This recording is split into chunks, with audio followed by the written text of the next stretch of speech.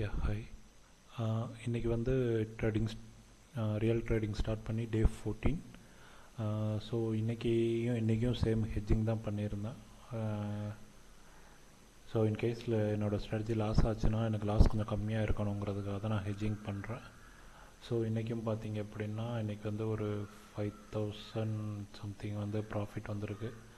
இது 8000 வரைக்கும் வந்தது. கொஞ்சம் லாட்ஸ் கொஞ்சம் அதிகமாக வாங்கியிருந்ததால் கொஞ்சம் மூவ்மெண்ட் அதிகமாக இருந்ததால் க்ளோஸ் பண்ணுறப்போ கரெக்டாக 5000 க்ளோஸ் ஆயிடுச்சு. ஸோ இருந்தாலும் பரவாயில்ல.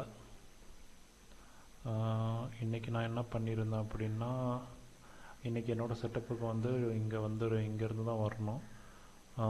ஸோ நேற்று அதை பண்ணாதே செட்டப் தான். பட் எனக்கு இன்னும் அது வரலைங்கிறப்போ நான் என்ன பண்ணேன், எப்பயும் போல் தான் கை சும்மா இருக்காமல் ட்ரேட் எடுத்தாகணும் அப்படிங்கிற மாதிரி அதை ஒன்றும் கண்ட்ரோல் பண்ண முடியலை. ஸோ இன்றைக்கி என்ன பண்ணேன் அப்படின்னா, இதை வந்து சப்போர்ட்டாக இதை வந்து ரெசிஸ்டண்ட்டாக வச்சு இந்த இடத்துல வந்து ஒரு டவுன் கால் ஹெட்ஜ் எடுத்திருந்தேன். செல் ஹெட்ஜ் புட் ஹெட்ஜ் எடுத்திருந்தேன். ஆனால் அதுக்கப்புறம் மார்க்கெட் இப்படி போய் திருப்பி இங்கே வர்றப்போ நான் என்ன பண்ணேன், இங்கே கொஞ்சம் ஆவரேஜ் பண்ணியிருந்தேன். திருப்பி இங்கே வர்றப்போ எனக்கு ஒரு 4K ப்ராஃபிட் வந்துச்சு. ஆனால் அதை க்ளோஸ் பண்ணலான்னு பார்க்குறப்போ திருப்பி மூவ் ஆயிடுச்சு. ஸோ நான் இங்கே கொஞ்சம் இன்னொரு லாட் எடுத்திருந்தேன். ஸோ மொத்தம் 3 ஹெட்ஜு, 3 லாட் எடுத்திருந்தேன் அவரேஜ் பண்ணி. அதுக்கப்புறம் அப்படியே வந்து இங்கே வர்றப்போ வந்து சம்திங் இங்கே வர்றப்போ எனக்கு ஒரு 8K வந்து ப்ராஃபிட் இருந்துச்சு. நான் அதை கிளிக் பண்ணுறதுக்குள்ளேயும் கொஞ்சம் மூவ்மெண்ட் அதிகமாக இருந்ததால் கொஞ்சம் சட்டுன்னு மேலே போயிடுச்சு.